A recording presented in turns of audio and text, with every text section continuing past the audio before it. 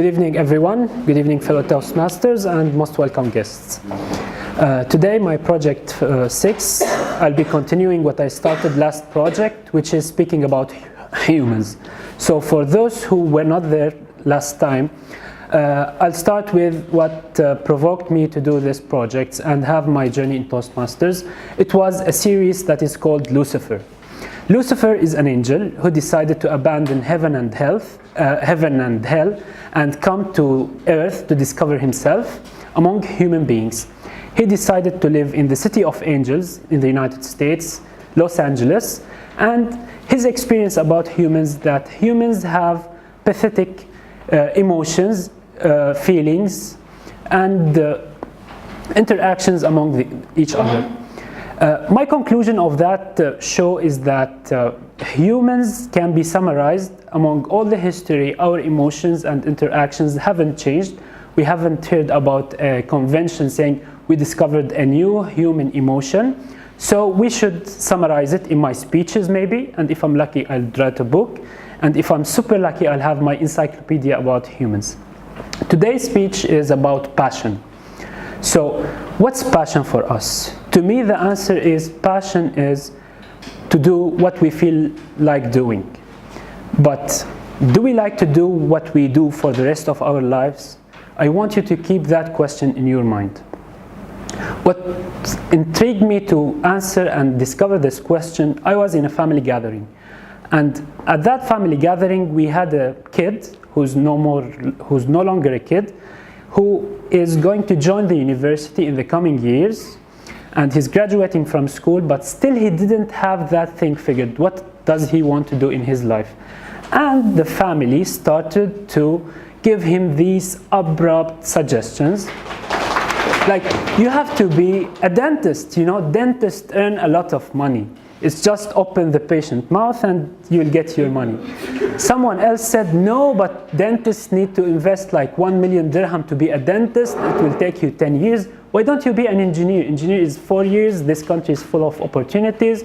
Be an engineer. The other one said like, no, be a teacher. Engineers work for a lot of time.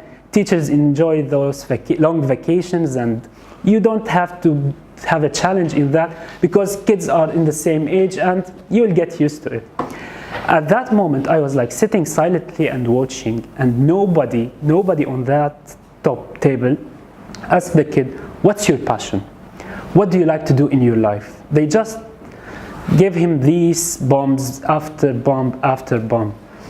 And then it came to me, like, historically as human beings, we didn't focus on our passions in the past time, because most of us as humans, like, if you consider humanity, the major portion of humanity were laborers, farmers, blue-collar workers, and the minority had that privilege of thinking about what are the things that satisfy them. So it's not a well-developed theory for us as human beings.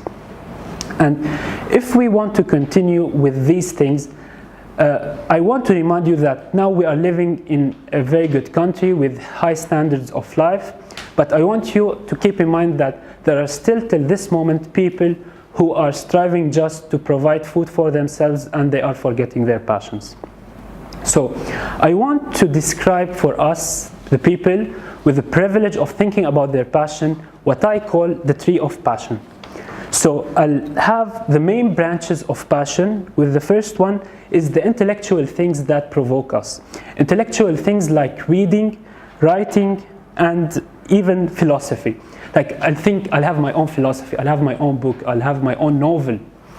Other thing is the physical activities. You know, I want to be the best deadlifter ever. I want to carry the heaviest weight. I want to run the furthest distance. I want to swim. I want to do like whatever physical activity on earth. There's the professional one. We all strive to do good in our careers. For example, I want to be the best engineer. For example, some other person want to be the best teacher, the best dentist, the best whatsoever. And we strive to keep that passion, to follow our careers. Then there's the relationships. That is, I need to be a very good father, a very good son, a very good person to my family, like my nephews, my grandfathers, my partner, my friend, my wife, my girlfriend. And then we have our hobbies. Hobbies like art, gaming, and so many other things. But yet we have two problems in our passions. The first one is passion change over years. So for example, today I want to learn how to run the furthest distance.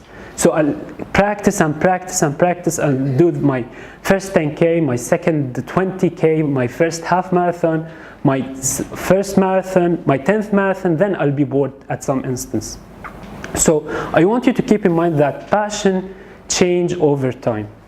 The second problem in passion is we cannot satisfy all the passions we have in life at the same time.